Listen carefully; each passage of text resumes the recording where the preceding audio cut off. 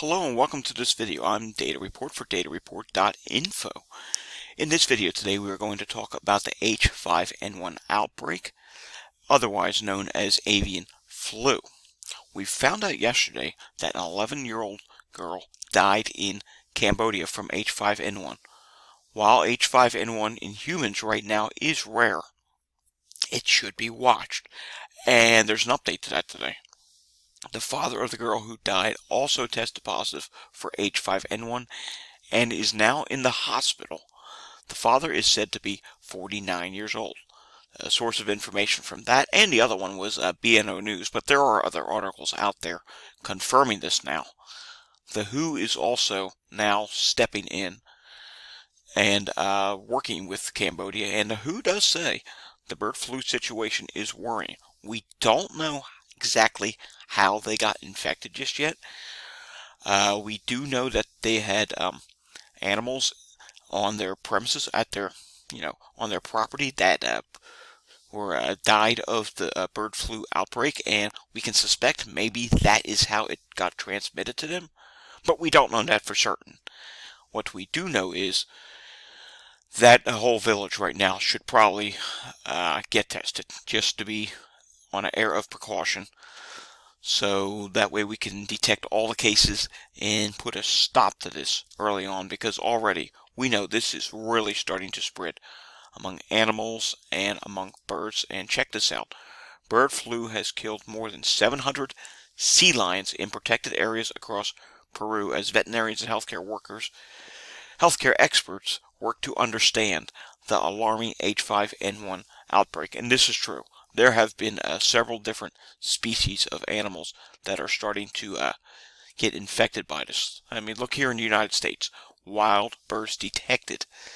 6,218 birds are detected to have had H5N1 cases. 50 states it's saying here. And poultry affected, look at this. This is a staggering number.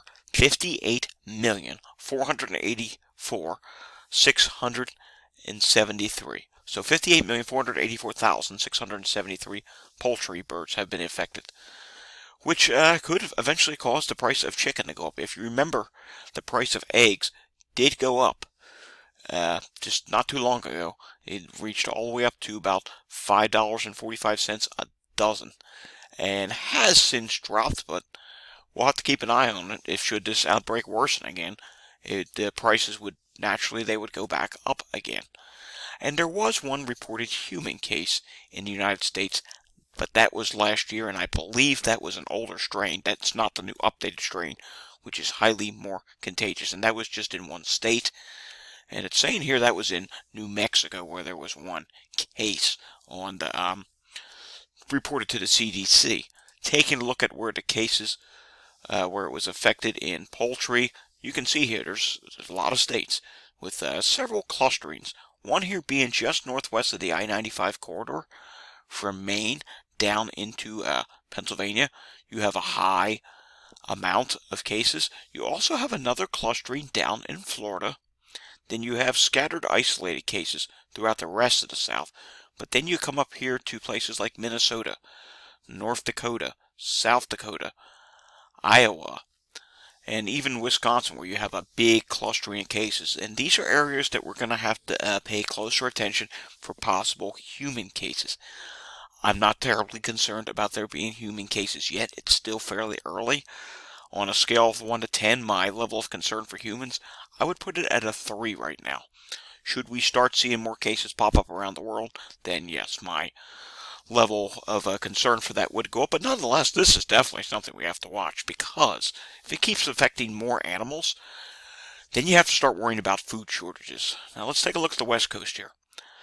Poultry, there's definitely poultry outbreaks going on the West Coast. I mean, California, along the I-5 corridor, it's definitely happening. And it seems like the interstates, for some reason, seem to be a source of transmission.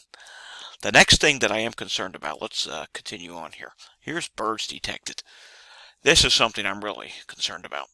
A lot of the birds down south in Mexico right now, or even Florida, within the next couple of weeks, they're going to start coming back north. So this is going to really be mixing around and interacting with a lot more birds. And take a look here. The West Coast, it's pretty widespread on the West Coast. And then you can follow this across the I-80 and I-90 corridor. And you can see the northern portion of the U.S., it's really gotten going. And it's relatively concerning. Texas, there's a few counties, but not too many. Florida, that's another state that's really had a concern, and some birds do go to Florida for the winter, and some of them will start coming back north, but the high majority will be coming out of Mexico and even south of Mexico, Central America. So we'll have to see when these birds migrate back north as to just what happens. And I do have a little list here I want to run through. So we know a bald eagle in Mount Tabor Park, Oregon, was identified to have bird flu. We know it's in turkey. We know it's in chickens. Of course, the sea lions in Peru. And if anyone remembers, there were 3 Montana grizzly bears not too long ago. I believe it was last fall, that tested positive for avian flu. We know it's in pelicans. We know it's in geese. We know it's in bobcats, because there was one bobcat in the state of Washington that tested positive. So, I mean, among mammals, this is really spreading at an alarming rate. And I'm sure there's more that I forgot to add to the list. There's probably several more among the countries around the world. But this is something that, like I said, if it continues to spread among animals, it could lead to a food shortage crisis, especially of meat. And as you know, pricing works by supply and demand. So if the supply is low but the demand is high, the price will go up. And that's definitely something we will have to watch as we go through the rest of the year. Next few weeks are going to be really crucial in the United States. Spring is coming, and the birds that went south, let's say Central America, Mexico, Florida, anywhere in the deep south, they are going to start coming back north, interacting with each other, and then eventually mating in the springtime, and that could be a big source of spread of this virus, which is something we're going to have to pay close attention to. If you are a farmer, I know you don't like hearing this, but you know what? If you are a farmer of birds, livestock, maybe turkey, anything on the farm that could potentially be infected by this virus, just out of abundance of caution, I would wear a high quality mask when going out to tend to your livestock or birds, because you know what? If they're infected, yes, there is the small, rare chance that you could get infected as well. An ounce of prevention can go a really far way, and it's not a half-bad idea to be doing that right now. If we can curb the human transmission possibility early in the ballgame, that'd be fantastic. What we need to focus on now is the potential for vaccines for animals. It's being talked about. I don't know any effectiveness data on it, but it's something we have to look out for in the near future, and hopefully that can do something to slow the spread of this, but we'll just have to wait and see what happens. Alrighty, that's all I really have for this video. One final thing though, if you are a farmer and know of any cases or have personally dealt with cases on your farm, please tell us about it down below. I would like to hear about that. Alrighty, that's it. If you like the content you see on my channel and you find everything informative or educational to you, hit the like and subscribe button down below. Until next time, stay safe, everyone.